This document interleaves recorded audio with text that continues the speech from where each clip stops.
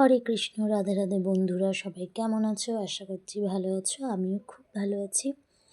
তো আজ যাচ্ছি একটা নামহাট্টি বাড়ি। তো এই যে চলে এসেছি, এটা জেঠিমার বাড়ি। এটা তো এসছি, আমাদের বাড়ি সবাই এসছে, যেহেতু আমার শ্বশুর শাশুড়ি বৈষ্ণব, ওনারা আগে এসছে। মা সকাল থেকে এসে রান্না করছে, বাবাও সকাল থেকে এসে রান্না করছে। আর আমরা ওই 11টার দিকে গিয়েছিলাম। তো গিয়ে প্রথমে পাঠ শুনলাম, তারপরে এই যে এখন ঠাকুরকে ভোগ নিবেদন করা হয়ে গিয়েছে। ভোগ দেওয়ার পরে যে কীর্তন করা হয়, সেই কীর্তনটা ওখানে ওই যে প্রভুরা করছে, এদিকে মাতাজিরা নাচ করছে। তো সত্যি খুব সুন্দর লাগছিলো। আর যেহেতু মেয়েকে নিয়ে গেছে, দুষ্টুমি তো সহ্য করতেই হবে। তো ও অনেকক্ষণই ছিল, তারপর ওর বাবার সাথে ওকে বাড়ি পাঠিয়ে দিয়েছিলাম। আর এই যে ভগবানকে ভোগ নিবেদন করা হয়েছে, দেখো কত সুন্দর লাগছে। যেহেতু ভগবানের ভোগ নিবেদন হয়ে গেছে, তার জন্য প্রসাদ খেতেও বসে পড়েছি। তো প্রথমে দিয়েছিল ভাজা, তারপর দিয়েছিল পুষ্পান্ন, তারপরে এই যে সাদা ভাত আর একটু ভাজা ছিল, তার সাথেই খাচ্ছিলাম। তো খুব সুন্দর রান্নাবান্না হয়েছিল।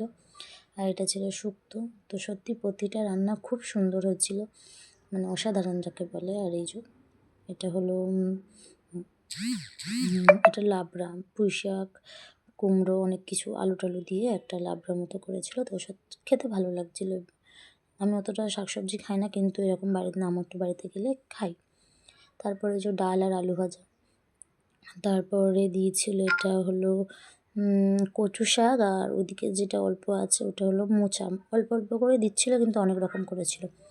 তারপরে এটা হলো কাঁচা কচু বাটা, মানে কচু বাটা, কাঁচা কচু বাটা, সর্ষে টর্ষে দিয়ে বাটা করেছিল, খেতে খুব সুন্দর লাগছিল। তারপর দিয়েছিল পনির। তো এই যে আমার থালাটাকে ইগনোর করো, কারণ ওগুলোই কলা আমি খেতে পারি না, আর অনেক খাইয়ে ফেলেছিলাম, তার জন্য খেতে পারছিলাম না।